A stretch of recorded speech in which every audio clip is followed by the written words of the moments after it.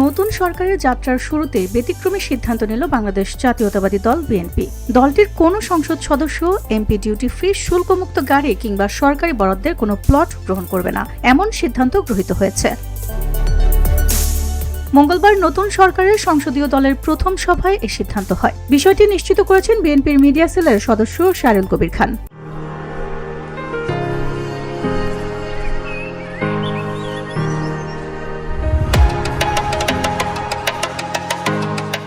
অন্যদিকে মন্ত্রিপরিষদ বিভাগ জানিয়েছে, নতুন মন্ত্রিসভার সদস্যদের ব্যবহারের জন্য ৪৯টি গাড়ি ইতোমধ্যে সচিবালয় থেকে সংসদ ভবনের উদ্দেশ্যে পাঠানো হয়েছে। শপথ গ্রহণ শেষে মন্ত্রিসভার সদস্যরা এসব গাড়ি ব্যবহার করেই নিজ নিজ বাসায় ফিরবেন।